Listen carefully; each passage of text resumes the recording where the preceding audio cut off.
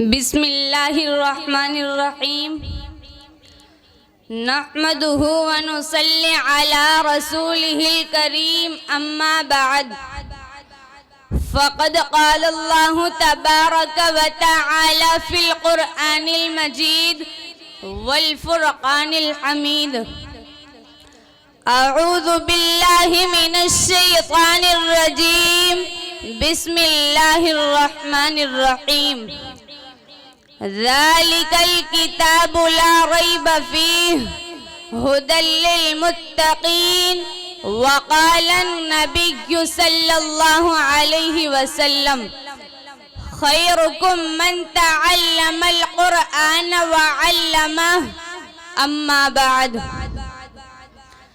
الہی کہ الہی رونق اسلام کے سامان پیدا کر کہ الہی رونق اسلام کے سامان پیدا کر دلوں میں مومنوں کے الفت قرآن پیدا کر۔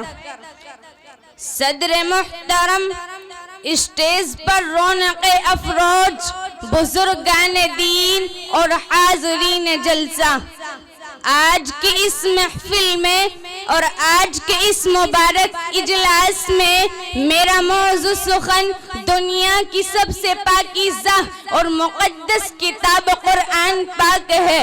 ہمیں چڑھتے سورج کی طرح یقین ہے کہ اس کا ایک ایک حرف سچا اور صادق ہے۔ وہ قرآن پاک جس کی زبان مقدس، بیان مقدس اور جو فصاحت و بلاغت کا ٹھانٹے مارتا سمندر ہے، جس کے متعلق ارشاد ربانی ہے۔ قرآن وہ کتاب ہے جس کے صادق اور برحق ہونے میں کوئی شک و شبہ نہیں، اور جس کے بارے میں محسن انسانیت حضور پاک صلی اللہ علیہ وسلم نے ارشاد فرمایا کہ تم میں سب سے بہتر وہ شخص ہے جو قرآن کو سیکھے اور سکھائے۔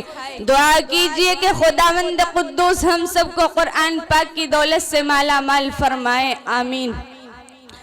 میرے بھائیوں اور بہنوں، قرآن پاک رب ذوالجلال کی طرف سے عطا کردہ وہ حسین تحفے ہیں کہ جس نے 23 برس کے قلیل مدت میں پورے عالم میں وہ انقلاب برپا کر دیا کہ بڑے سے بڑے فصحاء، بلغاء، ادباء اور شعراء حیران و شدد رہ گئے، جس کی آیتوں کو سن کر پتھر دل موم ہو گئے۔ میرے بھائیوں اور بہنوں، یہی وہ قرآن ہے جو رہتی دنیا تک کے انسانوں کے لیے سراپا ہدایت اور رحمت ہے۔ یہی وہ قرآن ہے جس نے رسول کی رسالت کا اعجاز بخشا۔ یہی وہ قرآن ہے جس نے پتھر مردہ قلوب کو تازگی بخشی۔ ہاں یہی وہ قرآن ہے جس کی برکت سے جنات و شیاطین کا آسمانوں پر جانا بند ہوا۔ یہی وہ قرآن ہے جس کی بدولت محبوب حقیقی رضا نصیب ہوتی ہے۔ یہی وہ قرآن ہے جس کی بدولت عمر فاروق رضی اللہ تعالی عنہ کو ایمان نصیب ہوا۔ یہی وہ قرآن ہے جو سچائی اور امانت داری کا درس دیتا ہے۔ یہی وہ قرآن ہے جس نے ضلالت و گمراہی کی وادیوں میں بھٹکتے ہوئے انسان کو درد و غم ملا۔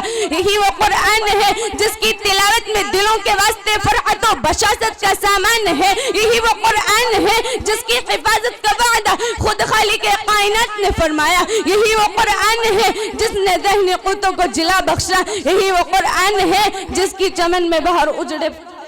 یہی وہ قرآن ہے بہت خوب، نعرہ تکبیر، اجڑے چمن میں بہار نعرہ تکبیر، محترم حضرات، مدرسہ فیض عام۔ آج کے اس نازک دور میں حفظ کلام پاک کو فضول سمجھا جاتا ہے، اس کے الفاظ رٹنے کو حماقت بتلایا جاتا ہے، کہا جاتا ہے کہ اس کا رٹنا اور بے سمجھ پڑھنا بے سود ہے۔ افسوس صد افسوس، اس قرآن پاک کے بارے میں ہماری یہ خیال ہے کہ جس کے بارے میں شہنشاہ بطحاء جناب محمد مصطفیٰ رسول اللہ صلی اللہ علیہ وسلم نے ارشاد فرمایا کہ اقرأ وارتقی ورتل کما کنت ترتل فی الدنیا فإن منزلک عند آخر آیت تقرأها۔ माशाअल्लाह माशाअल्लाह, बहुत क़यामत अच्छे। के दिन हिफ्ज़ कुरान से कहा जाएगा कुरान पढ़ते जा और जन्नत के दर्जों पर चढ़ते जा और ठहर ठहर कर पढ़, जैसा कि तू दुनिया में ठहर ठहर कर पढ़ा करता था।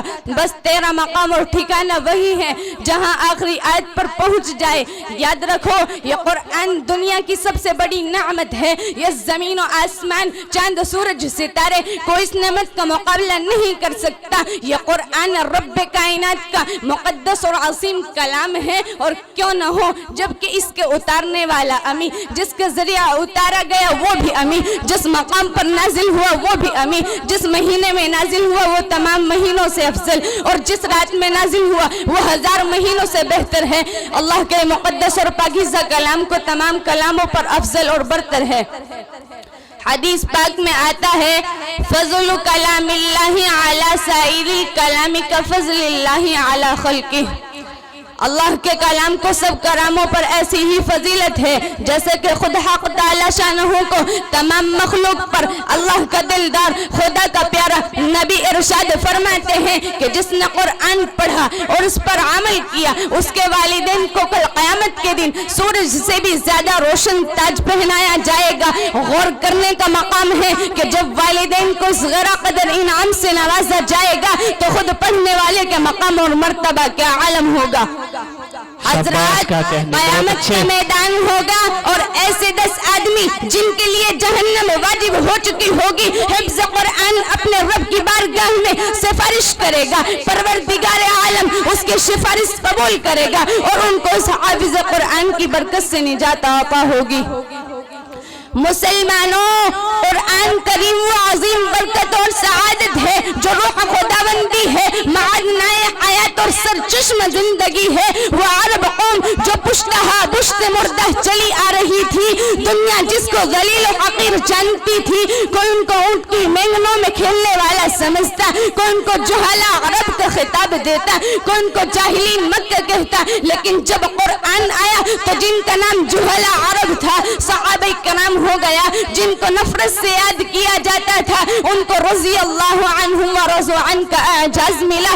जिस जमाने का नाम जाहिलियत था उसका नाम खैरुल कुरून हो गया। वो मुर्दा कौम जो करवट नहीं ले सकती थी, ताकत और कुव्वत से ऐसी लीस हो गई कि जिसने कैसर और कुसरा का गुरूर खाक में मिला दिया, बड़ी से बड़ी सल्तनों और हुकूमतों का तख्ता उलट दिया। जी क्या कहने, माशाअल्लाह। मेरे भाइयों और बहनों, कुरान आया तो ज़मानो मकान में जिंदगी आई, कुरान आया तो अदल और मसावत का पैगाम आया, कुरान आया तो मजहब इस्लाम फैला, कुरान आया तो मुर्दा कौम जिंदा हुई, कुरान आया तो कैसर और कुसरा का गुरूर खाक में मिला, कुरान आया तो बातें के लहराते हुए झंडे टूट पड़े, कुरान आया तो कुफ्र और शिर्क दम तोड़ गया, कुरान आया तो सारी कायनात को नूर मिला, कुरान आया तो इंसानों के पुजारी खुदा के परिस्तार बने, कुरान आया तो तौहीद मिली, ईमान मिला, कुरान आया तो गुलिस्तान को बाहर हुस्न अता हुई। हाँ, मुझे कह लेने दीजिए कि कुरान आया तो रोशनी आई,